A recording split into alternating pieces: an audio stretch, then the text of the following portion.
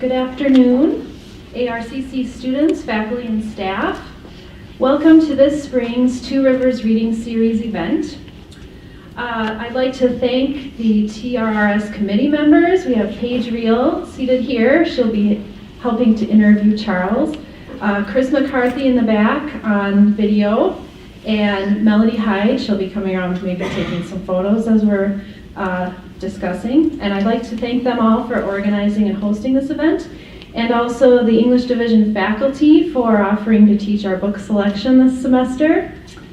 We are all so excited to be able to host Charles Baxter here today to discuss his book of short stories called There's Something I Want You to Do.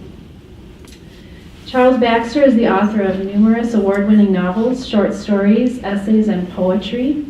Our featured book today, There's Something I Want You to Do, was a finalist for the Story Prize in 2016. He is also the author of Griffin, New and Selected Stories, The Soul Thief, Saul and Patsy, and his third novel, The Feast of Love, was a finalist for the National Book Award in 2000 and has been made into a film starring Morgan Freeman. He has published several other novels, First Light and Shadow Play, Burning Down the House, Beyond Plot, The Business of Memory, Bringing the Devil to His Knees, a William Maxwell portrait, and he has received the Award of Merit in the Short Story and the Award in Literature from the American Academy of Arts and Letters, and the Rhee Award in the Short Story in 2012.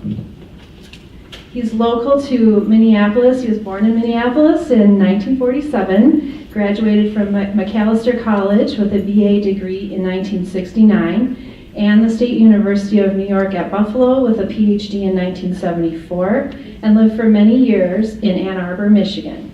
He taught at Wayne State University, the University of Michigan, Stanford, and the University of Iowa. And he now lives in Minneapolis and is currently the Edelstein Keller Professor of Creative Writing at the University of Minnesota. His work has appeared in The New Yorker, The Atlantic, the New York Book Review of Books, and Harper's, among other journals and magazines. His fiction has been anthologized in Best American Short Stories 7 times, 11 times in the Pushcart Prize Anthology, and translated into many languages. Please join me in welcoming Charles Baxter.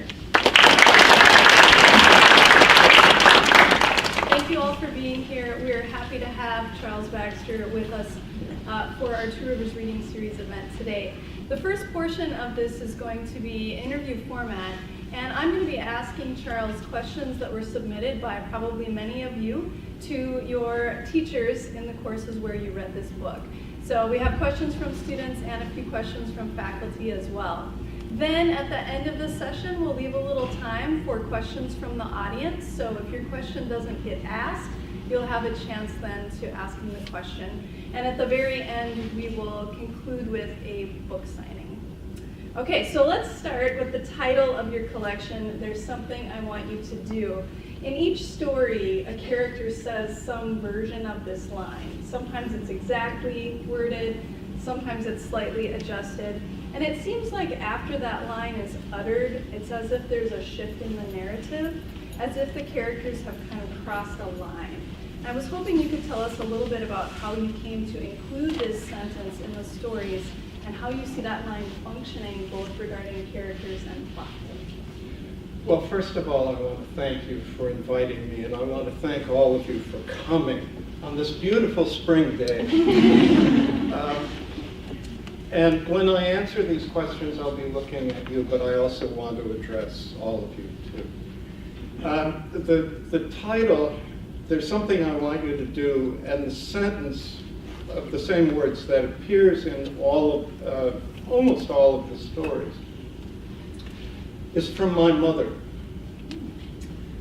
When I came home from school, year after year, elementary school, junior high, high school, my mother would almost always, if she was in the house, say, well, good to see you, and then she'd say, there's something I want you to do. We lived in an area west of Minneapolis. It was half a farm, half something else, and there were chores to do. So I got used to hearing this sentence day after day, year after year. And when I started to write the stories that appear in this book, one of the things that I began to think about was the way that if you're creating a story, one of the ways that you can create a story is to have one character ask another character to do something for him or her. And I would call this the request moment. There's something I want you to do. That's the first part of a story and its structure. The second part is often a condition. There's something I want you to do, and if you're really my friend, or if you really love me, or if you're a real man, or, I mean, you can think of all these conditions. You'll do it for me. There's something I want you to do, and if you really love me, you'll do it for me. Oh, and by the way, I want you to do it before the end of the week. So that's dramatic. And if you have a character in the story put a request on another one, which creates a sense of obligation, you have a certain amount of tension going. There's a certain amount of suspense when you see whether the character is going to do what the first character asks for. So I didn't want to make it the centerpiece of all of the stories, but I wanted to make sure that it appeared in most of them. I would advise all of you who are thinking of writing stories to think about writing a story with a request moment in it. See if you can make it work for you. So did you have the idea of that line and doing a whole collection of stories where you used that line? Or did it start with one particular story and then you thought, oh, this... It started with one particular story. It started with the first story in the book, Bravery. And then the next story in the book that I wrote was Loyalty. And it shows up in that story. And I thought, oh, this is apparently what I'm doing. And so I thought, I'll see if I can put together a whole book with this structure. I had thought at first the book was going to be called The Virtues. I had no intention of writing a book that had half of the stories about virtues and half about vices. But I gave a reading at Pennsylvania State University in Erie. Somebody asked me, what are you working on? And I said, I'm working on these stories with virtues in them. And this kid asked, well, are there going to be vices? And I said, well, I don't know. He said, you should take all of the characters who appear in the virtues and then put them in the vices. I said, that's a great idea. And he's thanked at the back of this book. His name was Kyle. So, I mean, you never know where these ideas are going to come from. So one of the other questions related to this process was, did you choose a virtue or vice and then conjure up the story, or did you write the story first and then kind of assign it a virtue or vice? I wrote Bravery and Loyalty first and had different titles for them. And then I found that when I was working on the story that came to be called Chastity, that I was interested in the sort of person who turns everything into a kind of joke. And I thought, that's a kind of chastity, somebody who's ironic all the time, somebody who doesn't really want to get serious, doesn't want to have heart-to-heart talks. That's a kind of chastity. And after that, the form for the book was almost set. So one question some students had was, were there any stories that were left out? And how come you didn't do all of the sins and virtues? These are my sins and my virtues. They're not the official ones. When you're writing a book like this, you can structure it any way you want to. And so these are not the formal virtues and vices of the Catholic Church or of history. They're mine. And as for whether I left, you'll have to give me, I remember this question was on the list, but no. All the stories that I wrote in this form are in this form. Thank you. I had a terrible time with some of the stories. Chastity cost me almost 8 months to write because I couldn't figure out how to end it. And I had these characters. I had the woman Sarah. I had Benny Takamitsu. I thought he's going to fall in love with her. She's sort of going to fall in love with him a little. And I had that story and moved up as far as the comedy club where she does a stand-up comedy routine and announces that she's pregnant. It's the first time Benny's heard about it. And then I didn't know where to take the story. And it took me months before I could figure out where to take it. Could you actually read a little bit from the opening of Chastity? I know there were a lot of questions from students about the red hair and the significance of the red hair. So maybe if you open that and then tell us your thoughts about that. I hate to disappoint you, it doesn't have any symbolic significance. I was living in a building in the North Loop, and it was spring. Not spring like this, the kind of spring day when you can actually open a window. And it was about 6:45 in the morning. I was lying in bed, and I heard a scream from somewhere down the street. And I thought, well, what do I do? And I didn't do anything until I heard the scream again, and I got dressed really fast. I went down the street, couldn't find anybody in trouble, but there was a little, what would you call it, tendril of red hair on the sidewalk. So that's how the story got started. On a Wednesday morning while he'd been shaving, Benny Takamitsu heard a woman scream from down the block. He'd propped open the bedroom window with an old hardback that he planned to read someday. And the May air, carrying the scream, blew in softly over his desk and made the papers tremble. He rushed to the window, the soap still on his throat. How far away was this woman? Benny couldn't tell. And what kind of danger was she in? Nothing was specified.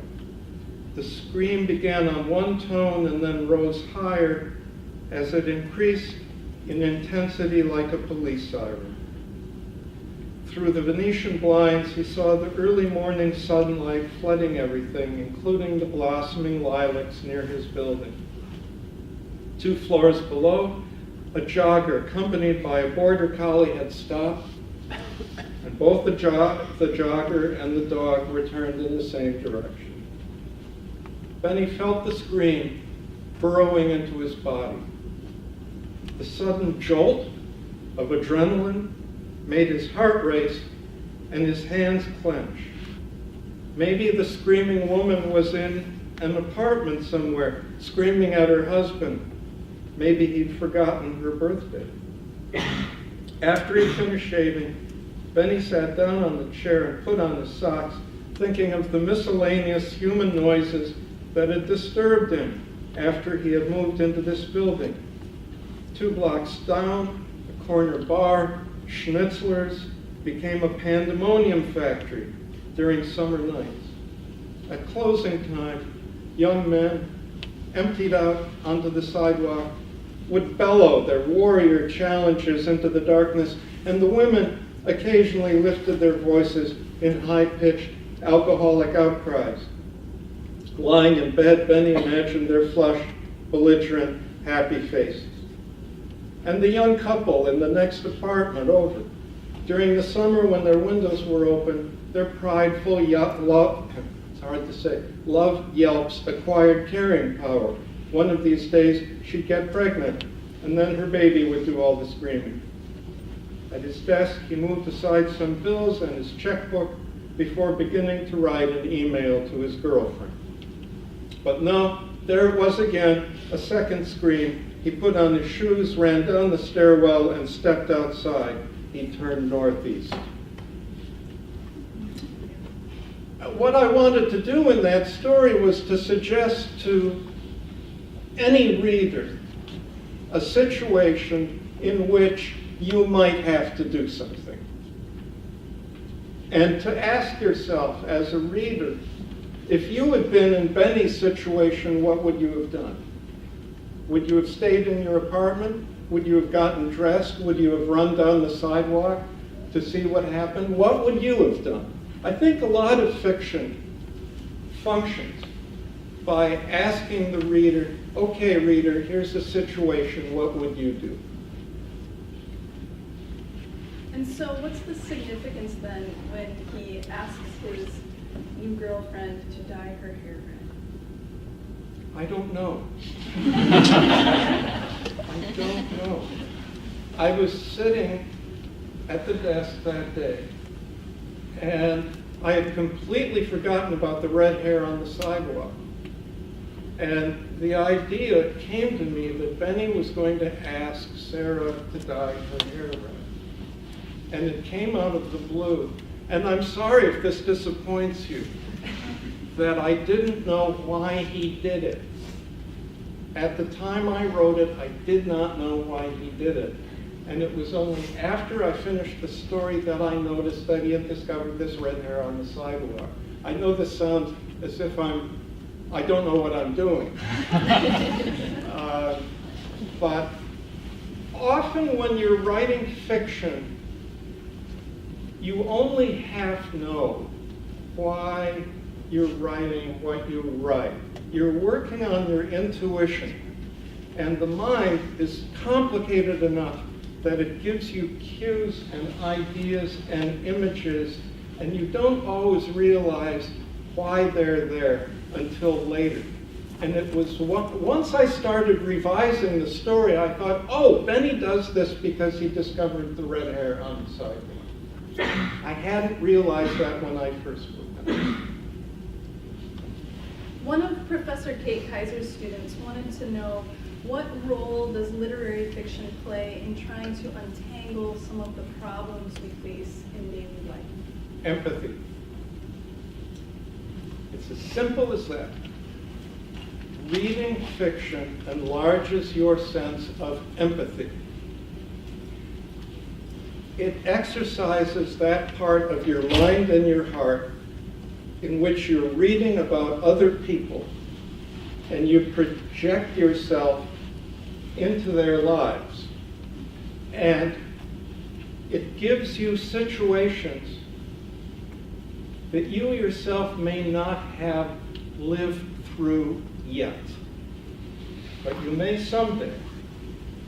And I think fiction gives you a model, not for how people should act, but how they do act, and how they fail, and sometimes succeed.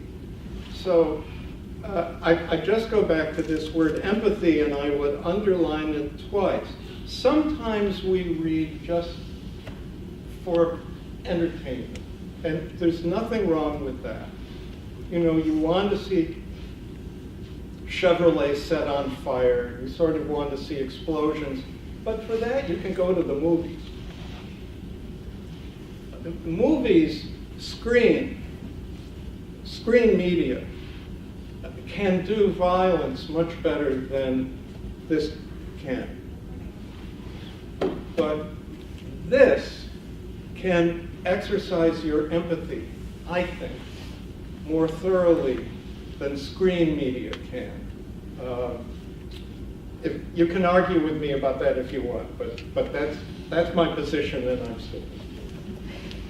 So one question that kind of relates to empathy actually comes from student Michaela Ball, and she was asking about loyalty and the character Wes. And he has the motto, let him arrive here, whatever they are, and let them stay. And she said, I really like that motto of his and also enjoyed by abiding by it, that by abiding by it, good things came, even under odd circumstances. Mm-hmm. And she wanted to know, do you have that same motto? Yeah. Where did that motto come from? Well, it's a kind of generosity. I mean, that story, loyalty, is about sticking around when it's going to be hard to fulfill your obligations to others. The thing about Wes is that his first wife leaves the household because she goes through a postpartum depression that's so severe that she just can't stay. So he stays, he's loyal, he has this little baby that he helps to raise along with his second wife, Astrid. But also, when his first wife, Corinne, arrives, he feels an obligation to take care of her. And that's the story, and that's the core of the story. And I just have been thinking a lot about what sorts of obligations do we owe to other people? And do we welcome the stranger into our lives? And do we help to take care of the stranger or the person in our family or our friend who needs our help? Or do we walk away from it? And Wes is a guy who's had, he's not a perfect human being, but he does feel the obligation to take care of people if he can. And I thought he was a kind of admirable guy for that reason. So in that moment then where his ex-wife says to him, there's something I want you to do, but she doesn't state what it is the implication, I want you to take care of me? Absolutely. Absolutely. So that brings me to another character, Dr. Elijah Jones, who has to take care of people in numerous ways throughout the book. Was he a character that when you wrote about him in Bravery, you knew he was going to show up in other stories, you planned it that way, or was it just something that happened as you started writing? I loved him, and I wrote about him in an early story, and then I missed him, so I kept writing about him. And I know one person said, isn't it strange that he's a doctor and he's incredibly fat? And my answer is no. Just because he's a doctor doesn't mean that he knows how to take care of himself. Also, I had a cousin, also named Dr. Jones, not Elijah, but it was Dr. Jones, who was a wonderful guy, just a wonderful guy and a terrific doctor, but he was morbidly obese. And when he was being paged in hospitals, they always paged him as paging Dr. Stout. I think it's pretty funny. I liked something else that runs through this book is that there are a number of characters who are caretakers, who take care of other people. And he's one of them. He can't help it. It's in his nature. But I think people like that often suffer from it. It makes them, if nobody's taking care of them particularly, and so he starts eating compulsively. And the inside of his car is full of wrappers from the fast fast food and junk food he's been eating.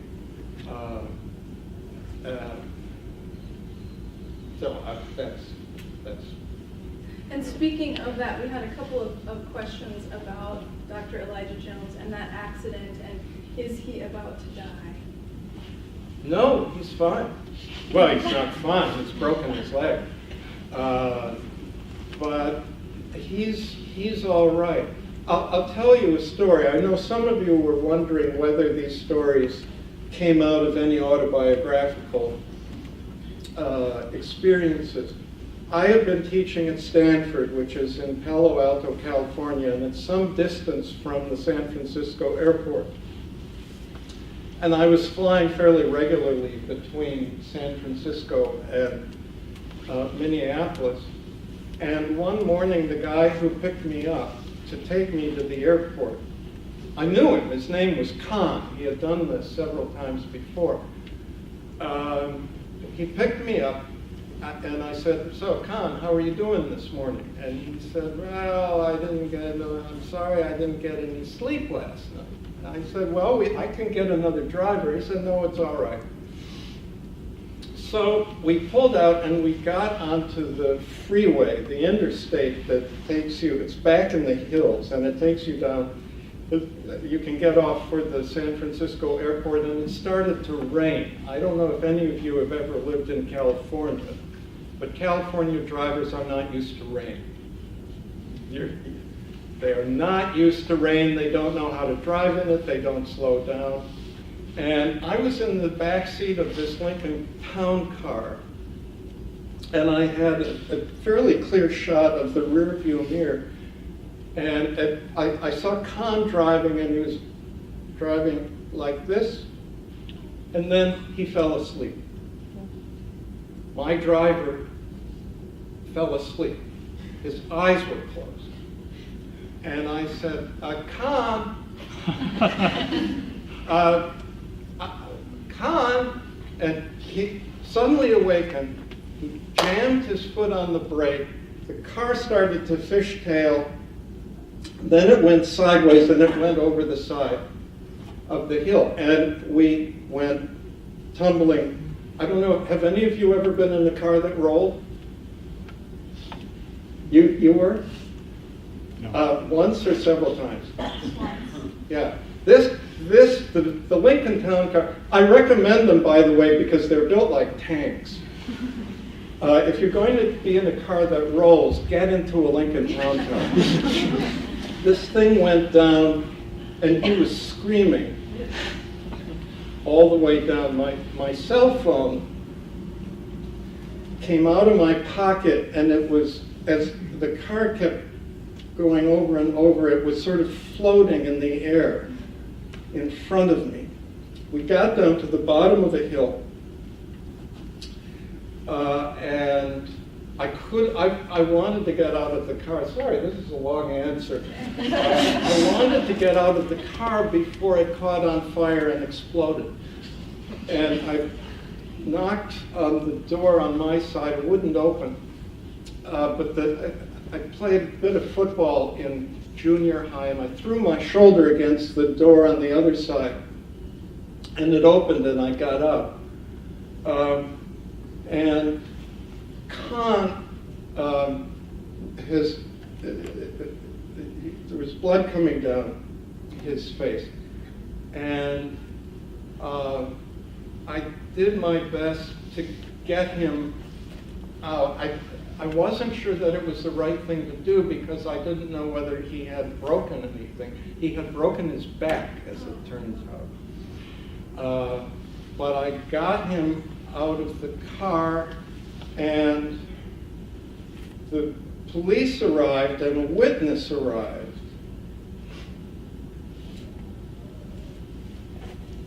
And the witness said, "Where were you going?"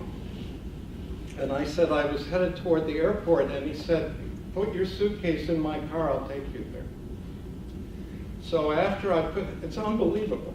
So after I gave the report to the police, this gentleman put my suitcase into his car, and he was Asian American.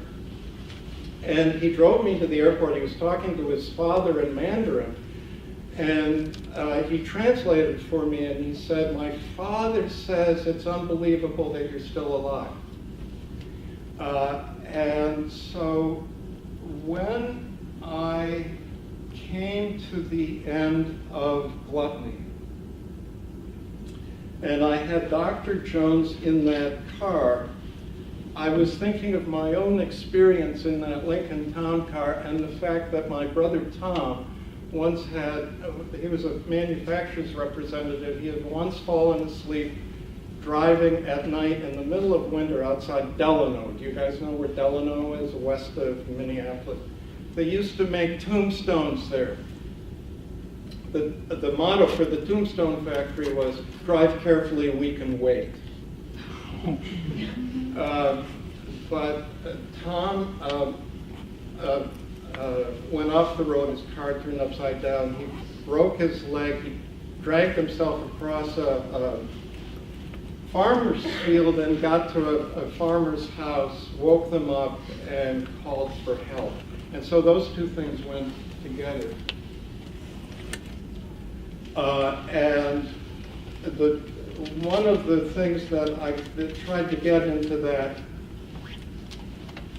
scene is the moment when something happens to you and you realize that you're very glad to be alive.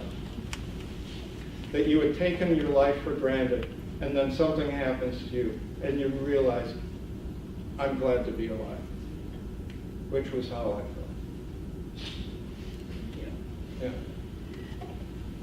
Regarding Dr. Jones, we had a lot of questions about him, of course, because he shows up in so many stories. And in Sloth, he has this vision of Alfred Hitchcock. And there's all these wonderful references and allusions to Hitchcock lines from different films. And Hitchcock's penance seems to be that he has to sit there and be inactive. And I was just hoping you'd talk about why Hitchcock? Are you a big Hitchcock fan? Yes. And and how did you come up with the idea for that story? I was thinking of forms of the afterlife. Alfred Hitchcock was famous for suspense. There's no suspense in heaven. There's no suspense in hell. You're going to be there forever. The only form of the traditional afterlife in which there's suspense is purgatory, because you don't know how long you're going to be there. You're going to be there as long as it takes for you to purge the faults that you have as a human being. And I thought, I'll put Hitchcock in purgatory and force him to think about how he mistreated his actresses and how he dwelt on a kind of sadistic form of behavior in his movies. There is no action that he can take. He has, the form of penance that he has to go through is to think about what he's done. That's all. He has to think about it so he's not going to move anywhere. So he just sits on that bench along the Mississippi River. And I thought, well, at least I can get him into Minneapolis, because Tippi Hedren was from Minnesota. And, he kind of developed a fixation on her. Have you seen The Birds? She's in that, and she's in another movie he made called Marnie, which almost didn't get completed because he was so obsessed with her. So that's a long way around it. And there's the final scene in The Birds where the birds attack her, and in the filmmaking, he actually was throwing birds at her, and they were tied with her, live birds. Live birds, and one of them almost, it's gruesome, pecked at her eyeball. And filming had to shut down for a week. She thought they were going to do it through special effects, and they could do that now. But they were throwing live birds at her. you can Google it. You can Google it. Well, let's take some time now to have questions from the audience. So if your question didn't get asked, now is the time. Raise your hand and Jennifer will bring you the microphone. Don't be shy. You can ask me anything. Yep.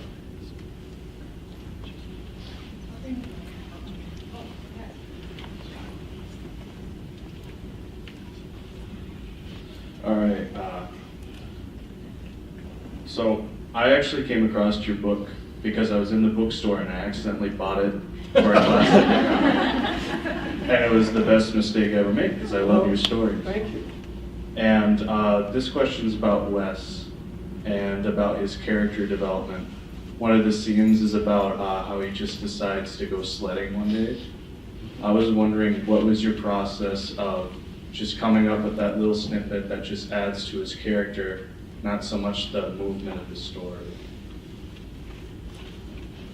Where is that episode? I think it's in Loyalty, Wes. Yeah. I have, it's funny that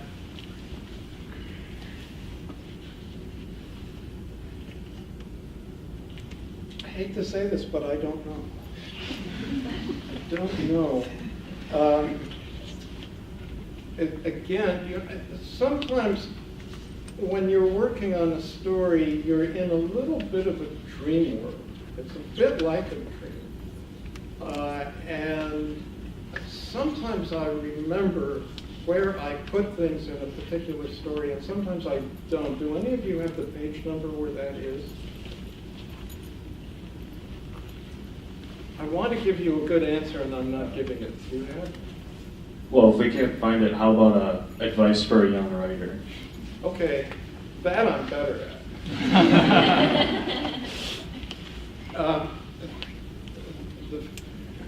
There are about 4 things I would say. First of all, don't become a writer unless you absolutely can't help but become a writer. You have to have a passion for it, and the passion will give you stubbornness so that you won't quit when you get rejection slips, because you will get rejection slips. The second thing I'd say is to read everything that you can get your hands on, and particularly when you find something that you love, read it the first time for the experience of reading it, and the second and third time, read it as if you were a writer and you're trying to discover how somebody did something. Try to find out what the techniques are, how the writer went about doing it. And I'd say the third or fourth piece of advice is simply related to the first one, which is don't quit. The truth is that if you decide to become a writer, almost nobody in your family will encourage you to do it. Your parents won't, because they'll worry about how you're going to make an income. They'd much rather that you do something practical. And as a parent myself, I sort of agree with them. And so you have to be the sort of person who is self-motivated. That you have to want it so much that you'll go on wanting it. And this is true of any activity in the arts. If you want to become a painter, a dancer, a filmmaker, whatever it is, you have to be really self-motivated. It's good to have a mentor who encourages you, but it mostly has to come from here. Have you found it? No. You're working on it. Yeah. Hi. Hi. Excuse my English. And I have actually 2 questions. I actually write in Arabic and English, some kind of articles and stuff. But whenever I try to write a book, and I feel like I'm out of words, kind of. And as you said at I don't know which book you were talking about, but you said that you didn't know how to end that book. Is that what, because that you you want to write something that people would like at the end? Yeah. Or because that is like, you're thinking of like the character itself? Or because like you just wanted to make an ending that is interesting in some Mhm. sort of way? Mhm. And how do you feel like you can continue? Like sometimes after you're done with like a chapter or something, and when you think that, okay, I think I'm done, but it's not good enough. I want to write more. I want to explain more. I want to go deeper. Mhm. How can you like still continue? Yeah. Where do you find the words from? Yeah. Those are wonderful questions, and I hope I can do justice to them. One of the first things that I would say is that when you're looking for an ending for a story, it helps to reread what you've already written and to ask yourself, what question is this story asking? Does that make sense? What question is this story asking? What is the problem that this story has set out? And what is the most inevitable and surprising answer to that question? The ending won't work unless it feels true.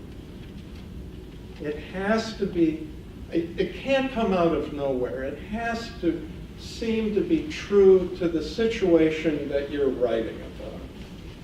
And you can't write a happy ending just because you think that more readers will like a happy ending than a sad ending.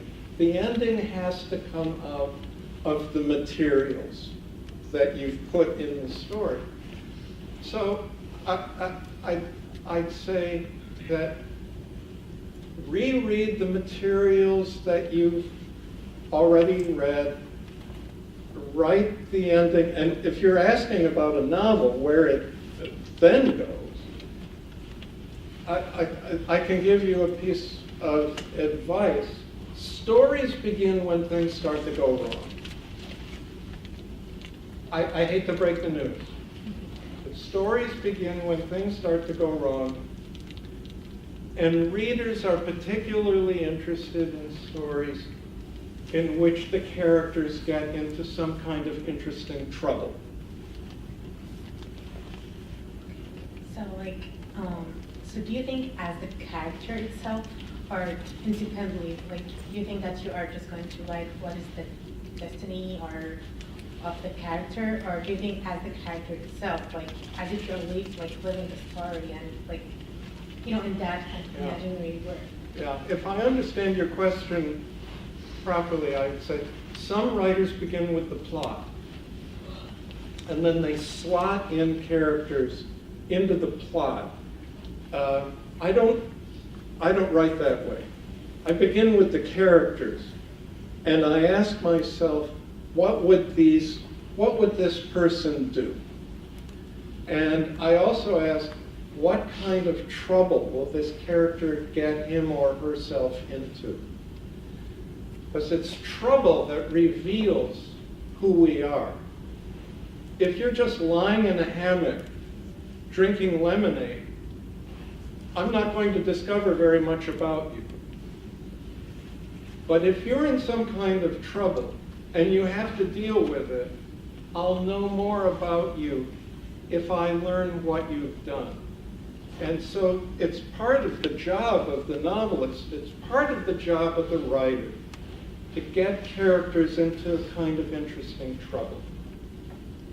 Okay, can we have another question from someone over here? If anyone finds that sledding scene, let me know.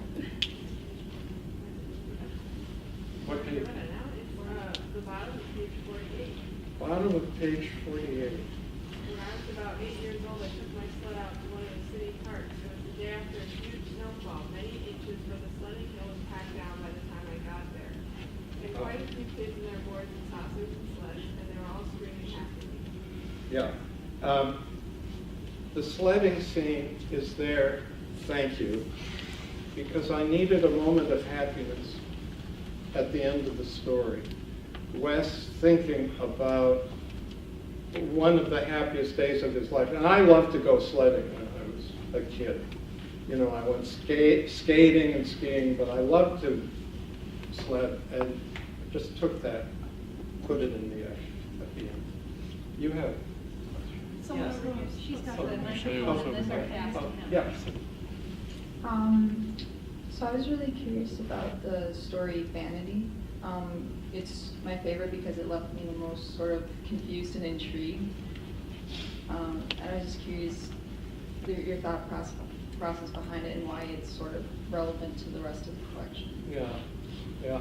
Well, I know some of you, thank you for the question, asked about the autobiographical elements of the stories. I once found myself in an airplane sitting next to a Holocaust survivor.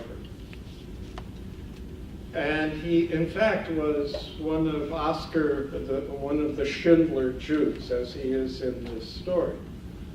And that was about all that I took from real life. But I was interested in bringing back Harry Albert from an earlier story and revealing something about him that had not been revealed before, which is that the guy is he's completely charming, he's funny, but he's vain. And he's not onto his vanity. He doesn't realize that that is what he is. And so the ending, don't kid yourself, is meant to say, or to show, that the guy who's sitting next to him on the airplane knows him better than he knows himself. Probably have time for 2 more questions.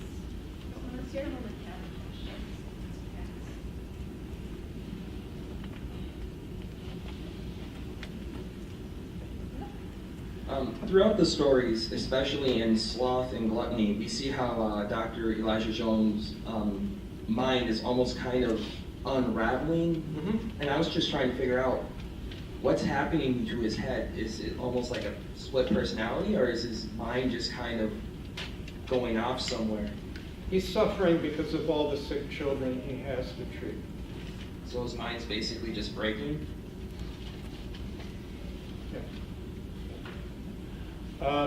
I think I'm sure that 90% of the great pediatricians who are out there can treat sick children and not be too affected by it. But in his case, it's finally started to get to him. So he's beginning, the word I think you used is unraveling. Mm-hmm. That's what's happening. And one question for you.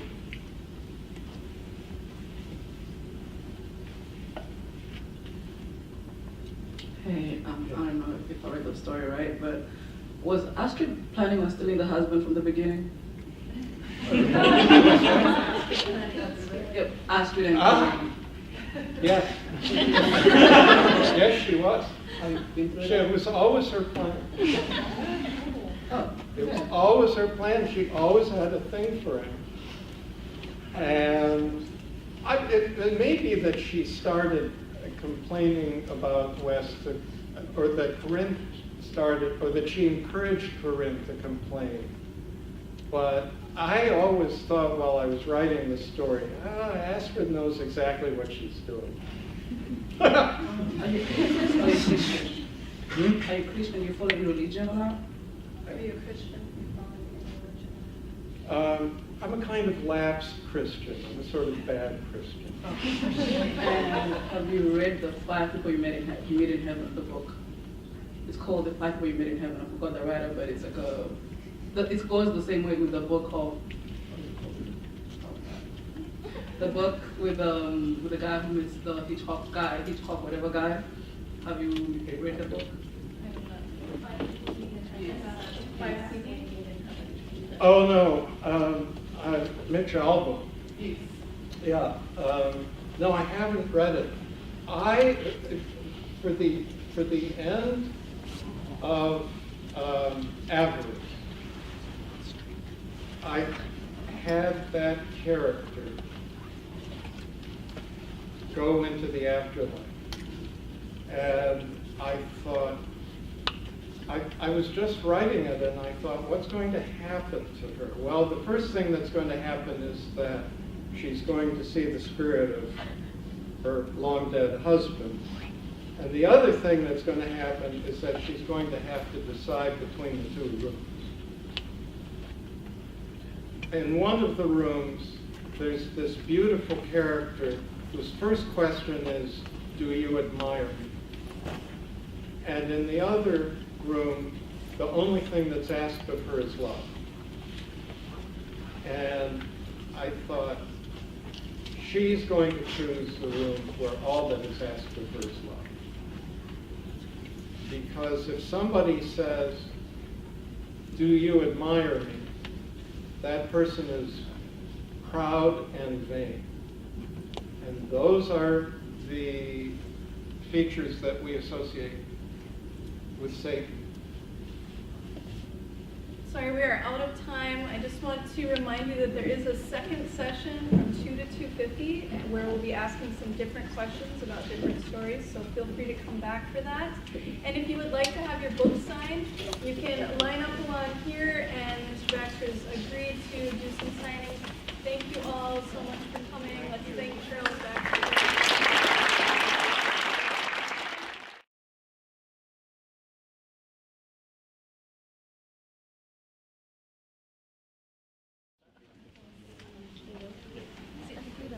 Okay, I'll get us started then. Welcome, everyone. Just a matter of housekeeping. I want to remind everyone to turn off their cell phones. If you have your cell phone with you and you have it on, please turn it off so we're not jolted by an unexpected cell phone ring. Okay. All right, well, good afternoon, ARCC students, faculty, and staff. Welcome to this spring's Two Rivers Reading Series event. Thank you to the Two Rivers Reading Series Committee, which is Paige Reel, Chris McCarthy in the back on video, and Melody Hyde, our photographer, for organizing and hosting this event, and to the English Division faculty who have been teaching this book in your classes this semester. We are all so excited to be able to host Charles Baxter here today to discuss his book of short stories called There's Something I Want You to Do.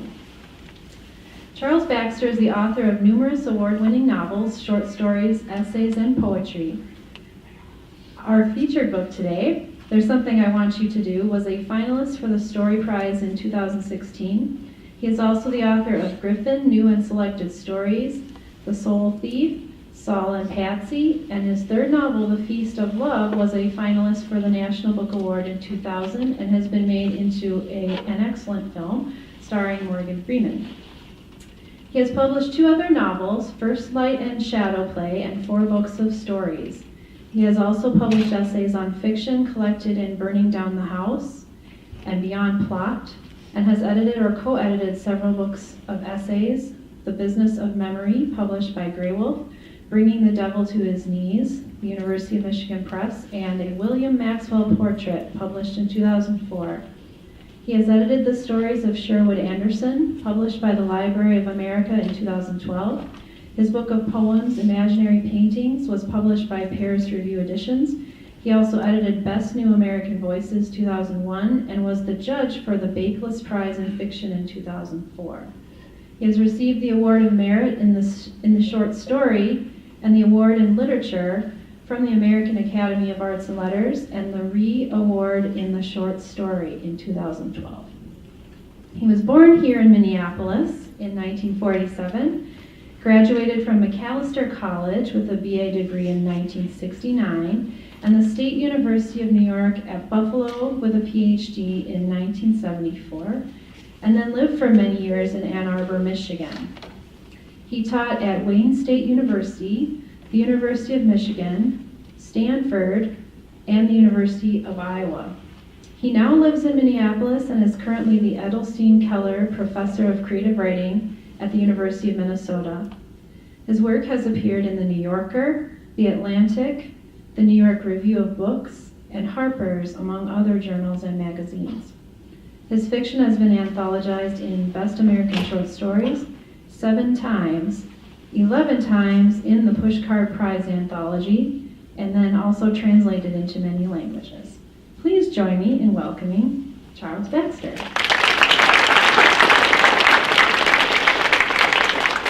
Thank you. Thank you for the introduction.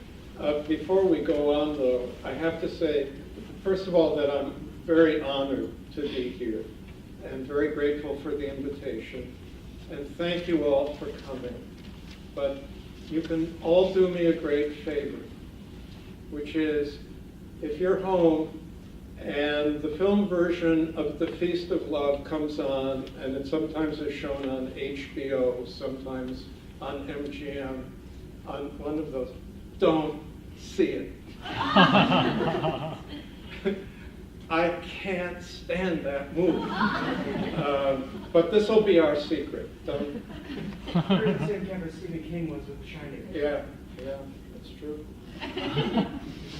Well, thank you. We're happy to have Charles Baxter here with us today. And the first part of this session is going to be me asking him questions, many of them that came from you, students in courses where you were reading the book.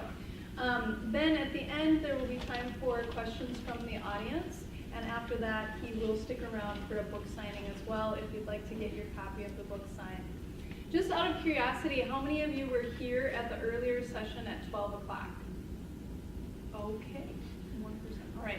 So we're going to start out with the same question, and we'll get into some new stuff as well. But I wanted to open with the title of the collection. There's something I want you to do. And I'm sure you've all noticed that in each story, a character says at some point that line or a version of that line. And so I was wondering if you could talk a little bit about how that line came to be and its function in the story. I want to answer these questions in a slightly different way than I did this morning, maybe for your benefit, so that you don't have to hear the same answer. When you start out writing, the stories that you tell are very often the ones that come from your own life. They're autobiographical, and you're writing about your family, you're writing about your friends, you're writing about the experiences that you've had. But after the first book or two, you run out of autobiographical material. You've just used it up. And so, in my case, when I came to write, I think my 4th book, one of the things that I realized was that you can almost always get a fairly good story started. I was riding the bus in those days. And if you ride the bus very much, sooner or later you're going to sit down next to somebody who starts talking to you and who has something to say. I thought one of the ways that you can get a story started is to bring 2 strangers together and get one of them to have what I'd call an agenda. That is, if you've ridden Greyhound buses and you've been next to a talkative stranger, or you've been on an airplane and a talkative stranger turns to you and says, this happened to me a year ago. I found myself seated next to a Scientologist who wanted me to know all about Scientology. So one of the ways of getting a story going is to have strangers come together. And another way of getting a story going is always to plant an agenda in a story. That is, one person wants something from somebody else. And that creates a kind of dramatic tension. Because if I ask, for example, I started this whole session by saying, there's something I want all of you to do, which is never to see the movie that was based on my book. Obviously, I have no power to enforce that. You're going to go home and you're either going to see that movie or you're not. But when you're in a family or in a relationship, a romantic relationship or a relationship of friendship, and somebody says to somebody else, there's something I want you to do for me, and if you really love me, or you're really my friend, or you really care about me, or you're a real man or a real woman, you'll do it. This idea came to me when I was in Minneapolis in the Guthrie Theater. When they opened, they did a production of Shakespeare's Hamlet. And in the first act of Shakespeare's Hamlet, the ghost of Hamlet's father appears to him on the parapet and says to him, I was murdered. There's something I want you to do. I want you to do three things. I want you to kill King Claudius. I want you to honor your mother. And I want you to remember me. So, I mean, this is a great opening, you know. The ghost of your father appears to you and says, if you love me, if you honor me as your parent, you will do this for me. And I thought, wow, you know, what's good for Shakespeare, maybe I can use that. And then I happened to see a production of Shakespeare's King Lear. I don't know how many of you have read King Lear, but in King Lear gathers his daughters together and says, there's something I want you to do. I want you to tell me how much you love me. It's insane. It's insane that you would ask your daughters to do that, but he says, I want you to tell me how much you love me, and depending on what you say, I will parcel out my kingdom to you. So, you know, it was these Shakespeare plays and the idea that you can set a kind of dramatic story into motion by having one character put an obligation on somebody else and say, if you love me, you'll do this for me, and you have to do it sooner rather than later. This is one of the great lessons that I learned in writing, that if you give the characters all the time in the world to do what they have to do, the tension will disappear from the story.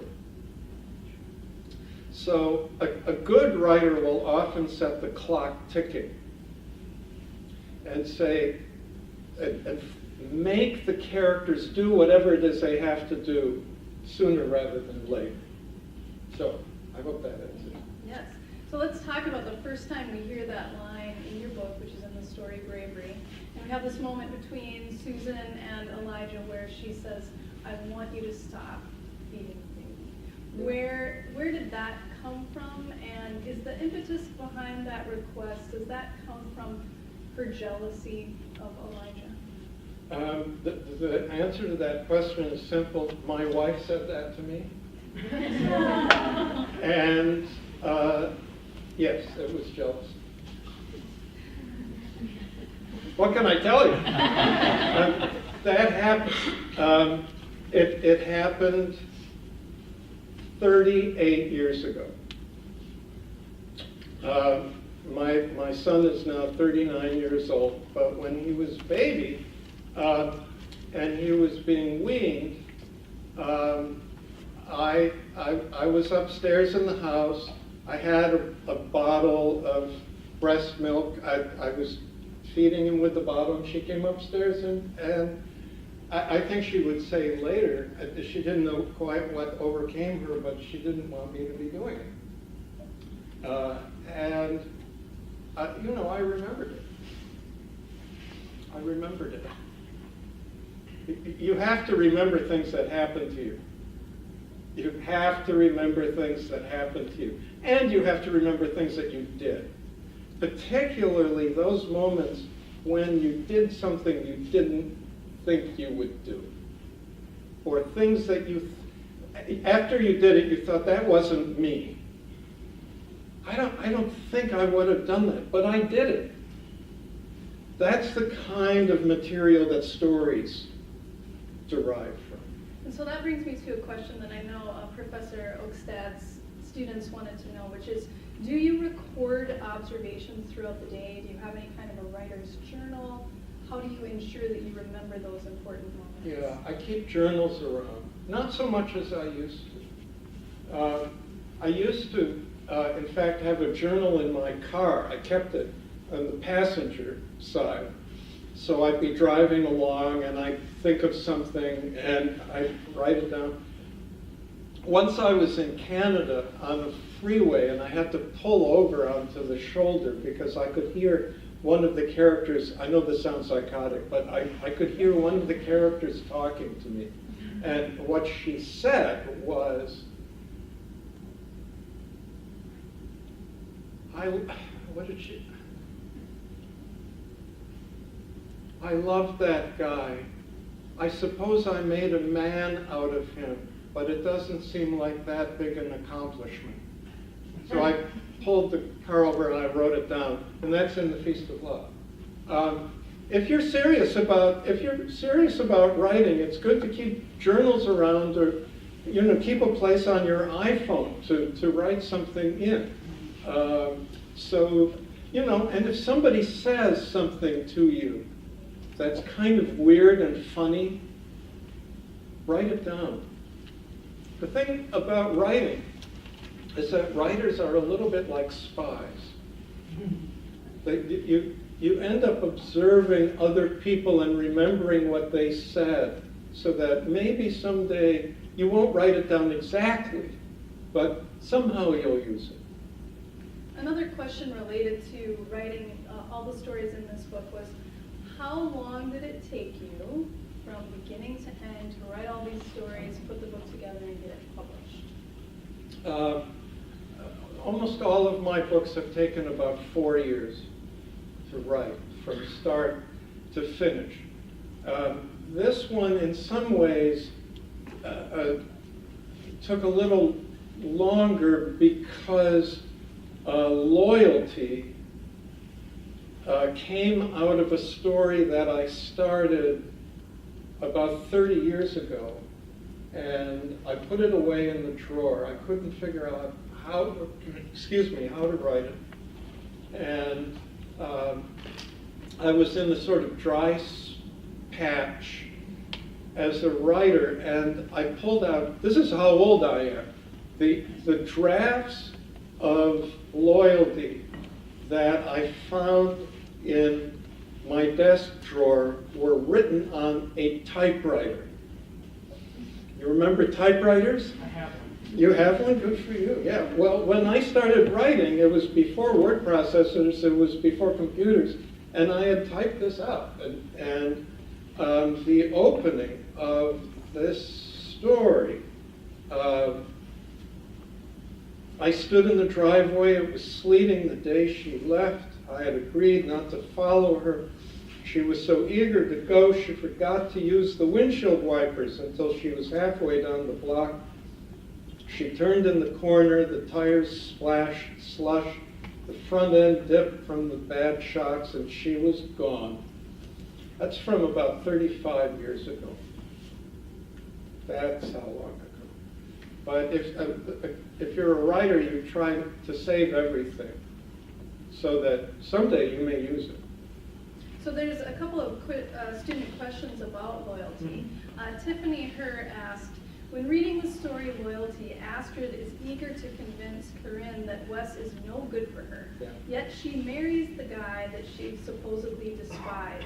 What can you tell us about Astrid's intentions? Astrid's intention always was to separate Corinne from Wes and to marry him. That's her intention. She always planned on this. That's what I was thinking. Or maybe she started by not liking Wes, but gradually turned over herself. In any case, her motives were not entirely pure. I don't know if you read it that way. That's what I was thinking. Yeah, I read that one. You did? Yeah. So I'd like to ask about the story of bravery. So that's when we're first introduced to Elijah. He shows up various times throughout the book. Did you know early on that you wanted Elijah to be kind of a string that was carried throughout many of these stories? No. I wrote that story very early on, and I saw him as a young man, a young doctor, meeting his wife-to-be somewhere in California, and because there's something about him that is a caretaker, that call it his feminine side. Carl Jung would call it his anima, that appears in him when he's bottle feeding Jeremy, not Jeremy, his son. He feels as if his masculinity has been impugned somehow, and he has to demonstrate bravery to his wife. I had thought I had finished with him when I got to the end of the story, but I kept thinking about him. And because I kept thinking about him, I brought him back. When you're writing short stories, you often cycle through a lot of different characters, but there should be a kind of ecology in which you save characters and you use them again. And if the characters keep speaking to you, you use them again. Would you read for us that moment between Elijah and Susan in Bravery? It starts on the bottom of page 12. And then explain a little bit about the function of internal conflict in this story and how it relates to what Susan thinks this woman is saying, although there's no way, of course, that she knows what she's saying. Yeah. They have, just to set this up, I think most of you have read it, but they have taken a honeymoon in Prague, and they've been to the Loreto Chapel. And in that chapel, the images of the crucifixion are almost non-existent. Instead, what you see in that chapel are all of the cherubim, all of these babies. And the love of infants is very strong. After leaving the chapel, walking down a side street to the old city, they encountered a mad woman with gray, snarled hair and only 2 visible teeth, who was carrying a shopping bag full of scrap cloth. She had caught up to them on the sidewalk, emerging from an alleyway, and she began speaking to them in rapid, vehement Czech, poking them both on their shoulders to make her unintelligible points. Everything about her was untranslatable, but given the way she was glaring at them, she seemed to be engaged in prophecy of some kind, and Susan intuited that the old woman was telling them both what their future lives together would be like. You will eventually go back to your bad hotel, you two, she imagined the old woman saying in Czech, and you will have your wish, and with that good-hearted husband of yours you will conceive a child, your firstborn, a son, and you will realize that you're pregnant because when you fall asleep on the night of your son's conception, you will dream of a giant raspberry. How do I know this?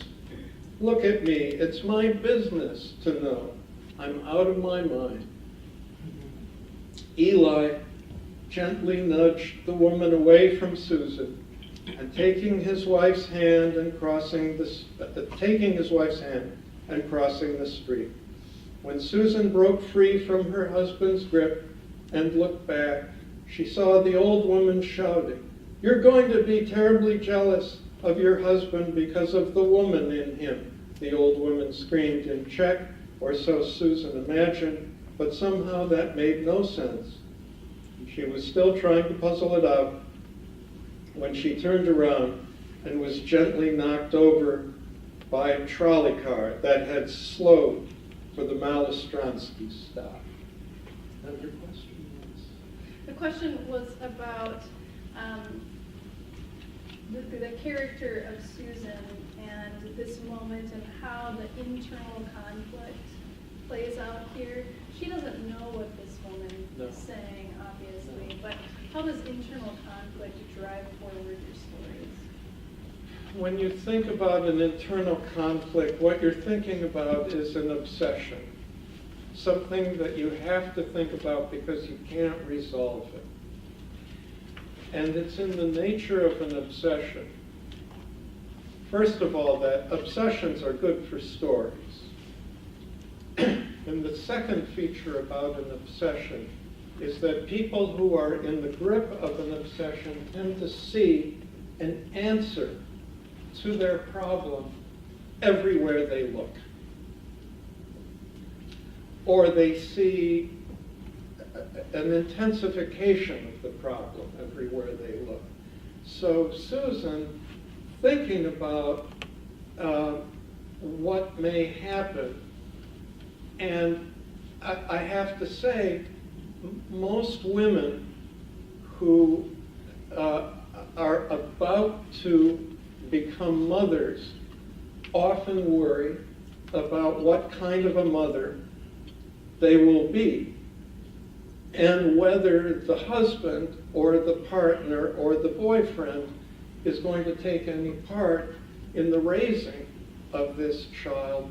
All this gets extrapolated and it gets placed on the crazy old woman who is yelling at them in Czech. So it's like saying something that's internal gets externalized.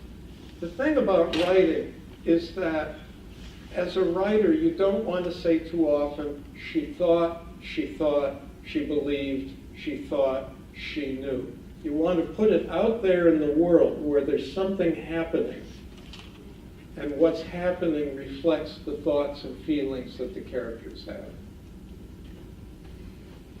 So in that situation, you have the mentally ill woman on the street. There are several characters throughout the book that either have some kind of physical or mental illness. For example, there's Matty Quinn, his physical illness that he acquired in Africa, his addiction to painkillers, there's Corinne's mental instability and loyalty.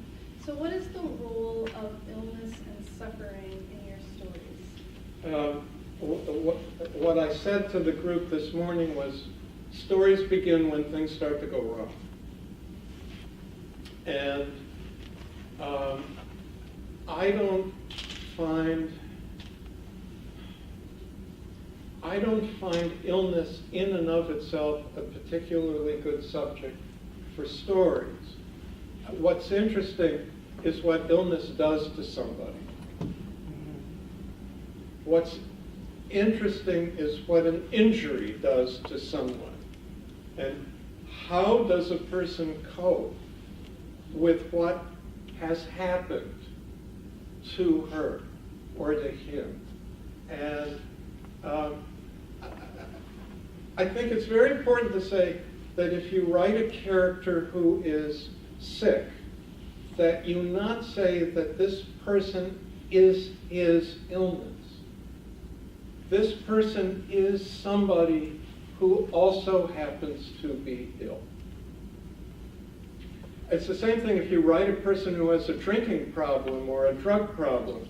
That person is not a drug addict in fiction. This is a person who is a person first and who also happens to have a problem with drinking or with addiction. That's a perfect segue into my next question, which is about charity. And charity is one of my favorite stories in the book. And I think it's really interesting, the character Blackburn, also called Blackbird. He's such an interesting character. He sits in a bar, he reads Shakespeare while he waits for the addicts to arrive. So would you read the section where Blackburn and Maddie Quinn have their first interactions? It's on page 91 and 92. I had a terrible time with this scene. Just a terrible time. I didn't know how to write it. I wasn't sure how to go about it. I mean, we can talk about it. I can tell you about that if you want to hear. Quinn approached him gingerly. Blackbird's hair went down to his shoulders. The gray in it looked as if it had been applied with chalk. He wore bifocals and moved his finger down the page as he read. Nearby was a half-consumed bottle of 7-Up. "Excuse me, are you Blackbird?" Without looking up, the man said, "Why do you ask?" "I'm Quinn." He held out his hand. Blackbird did not take it. "My friend Murrow told me about you." "Uh-huh," Blackbird said. He glanced up with an impatient expression before returning to his book. Quinn examined the text. Blackbird was reading Othello, the third act. "Murrow said I should come see you. There's something I need." Blackbird said nothing. "I need it pretty bad," Quinn said, his hand trembling inside his pocket. He wasn't used to talking to people like this. When Blackbird didn't respond, Quinn said, "You're reading Othello." Quinn had acquired a liberal arts degree from a college in Iowa where he had majored in global political solutions, and he felt he had to assert himself. "The handkerchief and Iago, right?" Blackbird nodded. "This isn't college ball," he said dismissively. With his fingers stopped on the page, he said, "What do you want from me?" Quinn whispered the name of the drug that made him feel human. He's suffering from an illness that he acquired while he was working in Africa. "What a surprise," Blackbird said. Well, how do I know you're not a cop?" "You a cop, Mr. Quinn?" "No." "Because I don't know what you're asking me or what you're talking about. I'm a peaceful man sitting here reading this book and drinking this 7-Up. "Yes," Quinn said. "You could always come back in 4 days," Blackbird said. "You could always bring some money." He mentioned a price for a certain number of painkillers. "I have to get the ducks in a row." "That's a lot of money," Quinn said. Then, after thinking it over, he said, "All right." He did not feel that he had many options these days. Blackbird looked up at him, but with an expression devoid of interest or curiosity. "Do you read, Mr. Quinn?" he asked. "Everybody should read something. Otherwise, we all fall down into the pit of ignorance. Many are down there. Some fall in it forever. Their lives mean nothing. They should not exist." Blackbird spoke these words in a bland monotone. "I don't know what to read," Quinn said, his legs shaking. "Well, that's too bad," Blackbird said.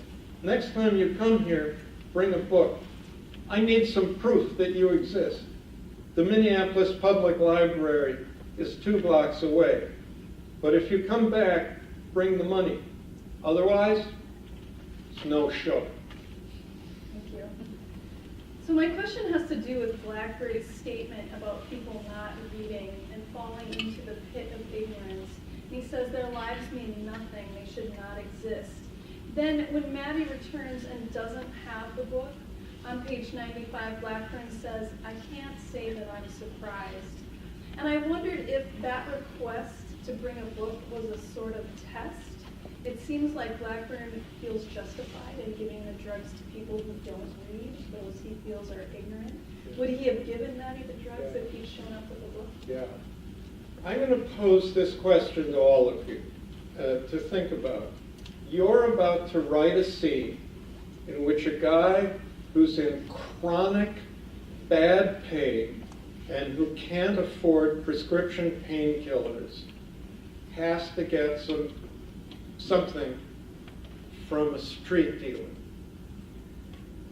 You have a number of options when you write a scene like that.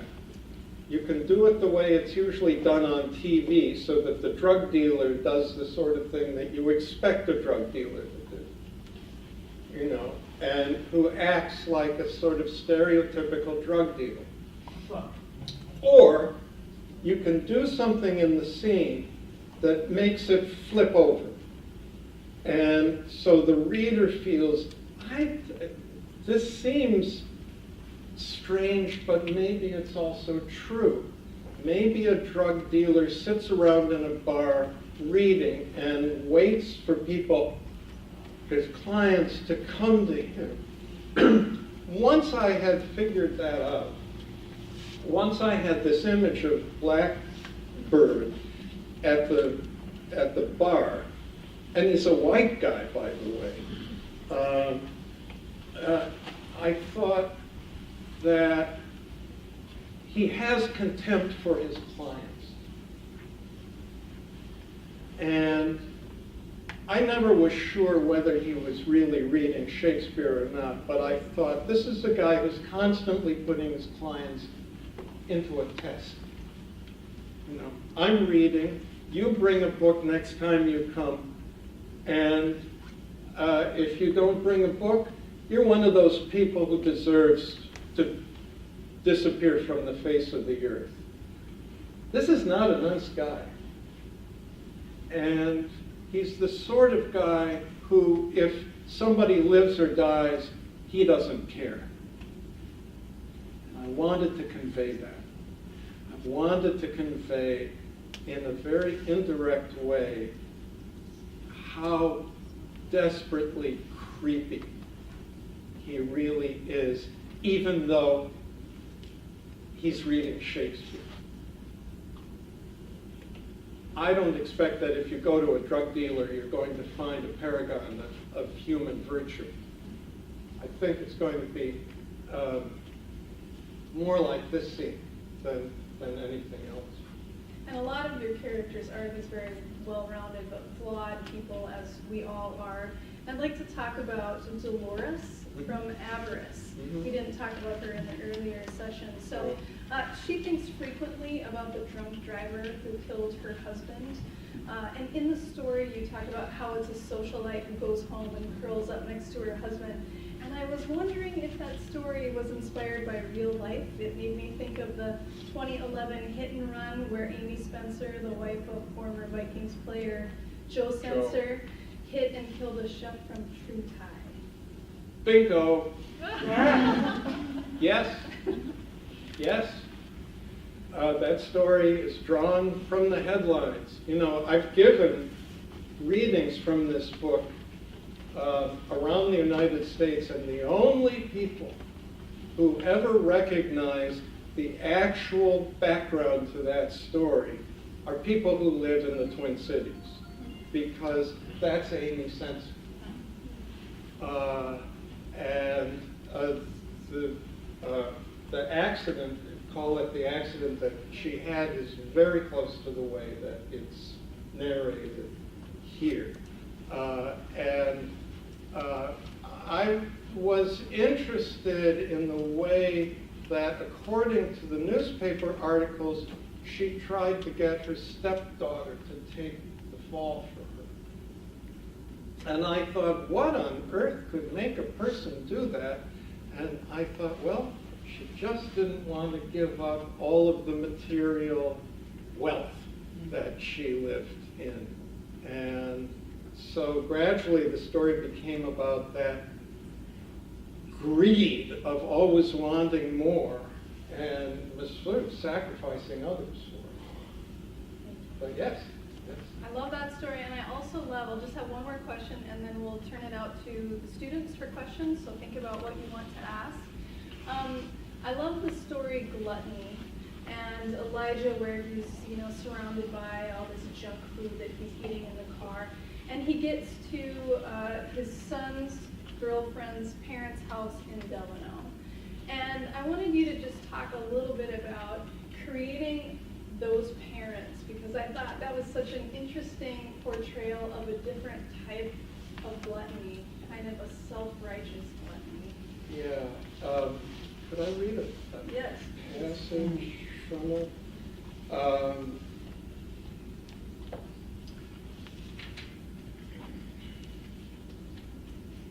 Mrs. Lundgren, neither pretty nor beautiful but solid, wore her brown hair in a moderately ostentatious beehive. Her eyes looked out from behind glasses attached to a tiny chain around her neck. Her shapeless skirt, a dull gray, gave the impression of formality heightened by the cameo brooch she wore on her blouse. She reminded the doctor of a loan officer he had once known at a bank, a no-nonsense woman whose face, after much experience of the world and probably much practice, radiated aggressive neutrality, seasoned with a bit of distaste for humanity. When you write a story, one of the first things you have to decide is how much you have to describe the characters. And whether you have to describe, if you're writing about me, whether you write and describe the clothes I'm wearing, are you going to describe my face? Do you think a person's face reflects that person's character? In the 19th century, writers, whenever somebody comes on the stage of their story, describe the face and what the character looks like. Most of us, I'll just take a moment for this. Most of us now don't think that the way a person's face looks is an index to that person's character. But we still sort of believe that the way a person dresses, especially if the person has some money, may be an index, may be an indication of who that person is. He goes into this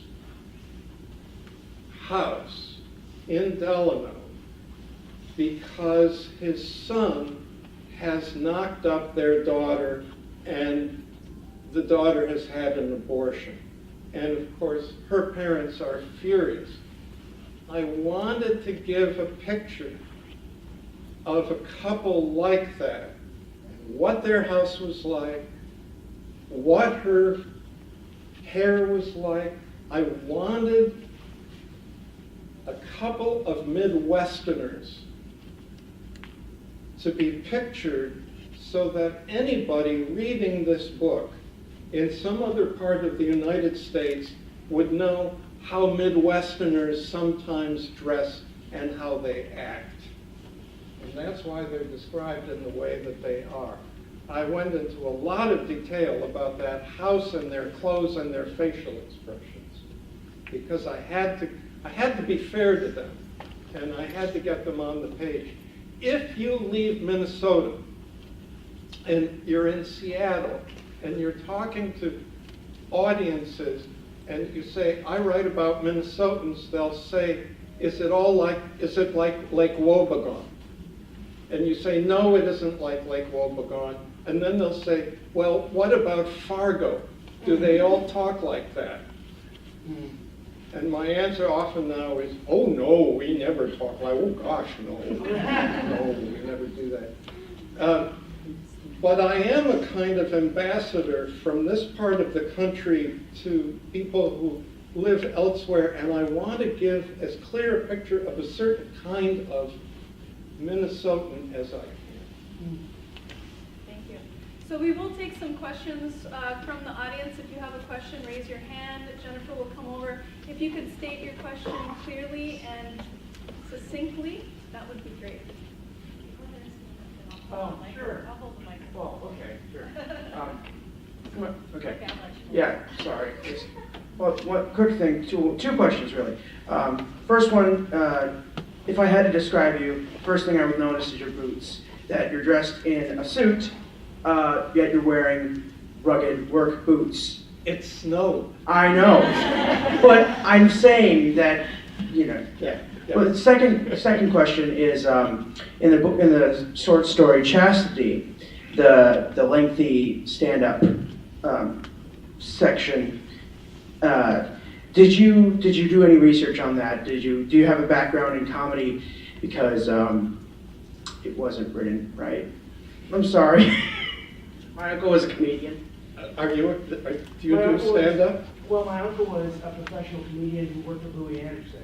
Really? He got his start in Mickey Finn's Comedy Club, and him, Louis, and a few others were big names here, and I learned firsthand really Yeah. So your question is about the Yeah. It's about portrayal Sarah. of the- It's about Sarah, Sarah. yeah. Sarah and her stand-up comedy. Mhm. She's not very good. I can tell, yeah. No, she's not very good. It's an amateur comedy club. This is one of her first gigs, Mm-hmm. and I mean, I've been to comedy clubs. I know what a good stand-up looks like. She's not it. But I wanted to make. I mean, the point of that scene is not exactly how good Sarah is. The point of the scene is that she waits until she's on stage to announce that she's pregnant. I got it. And that she turns her pregnancy into a joke. And it's kind of an assault on Benny that she does that. I spent some time writing jokes for her. None of them were any good.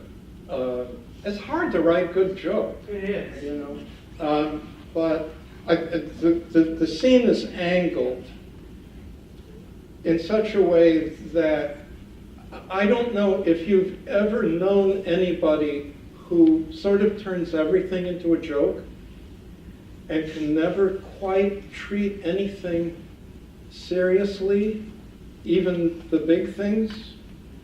I wanted to have her have a touch of that.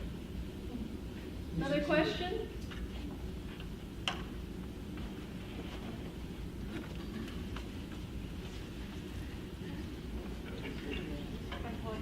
Okay, cool.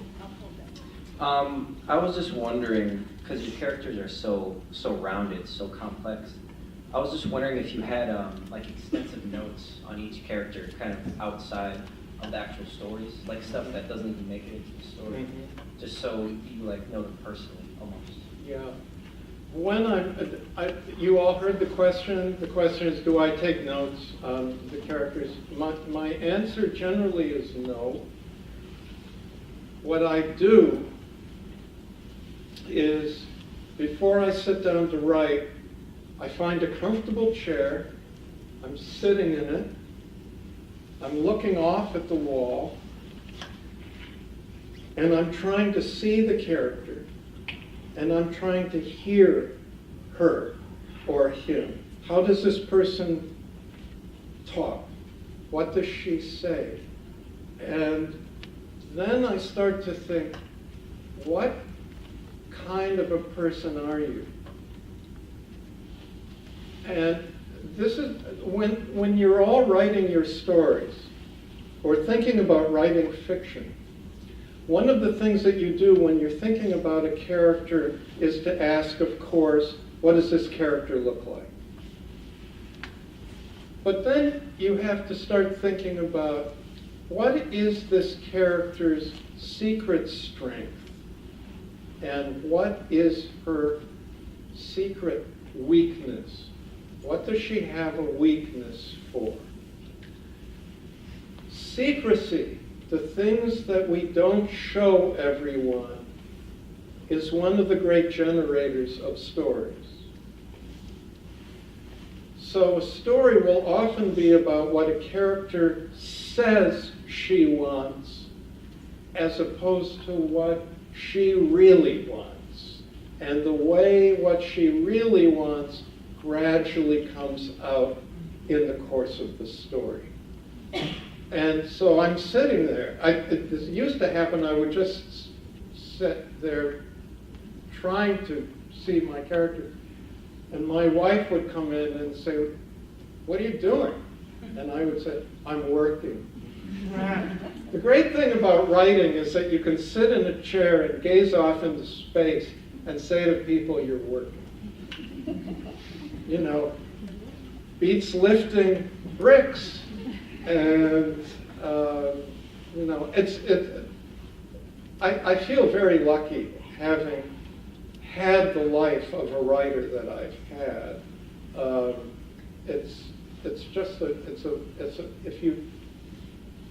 if you're fortunate enough to have such a life, I think you're very lucky. Probably have time for one, maybe two more questions.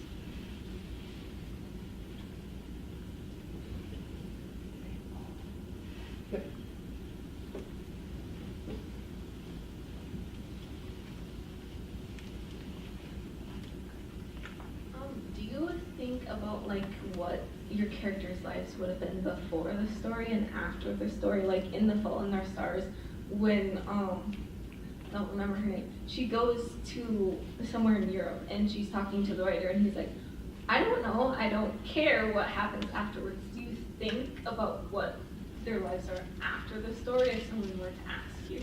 Yeah. I do. I once wrote a story called Saul and Patsy Are Getting Comfortable in Michigan. And this is a husband and wife, and they go to a party and they both drink too much, and Saul gets behind the wheel of the car and he's driving it home, and the car goes off the road and it turns over. And the rear light begins blinking. And that's the end of the story. And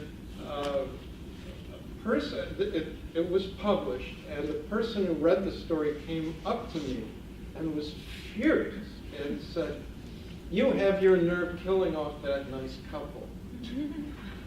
And I said, I was a little intimidated and frightened, and I said, "They're not dead." So I wrote a sequel to that story, and I wrote another story after that. Most of the time when you write a story and you finish it, you don't think about the characters anymore. You think about them a long time before you write the story, but when the story is done, you don't think about them.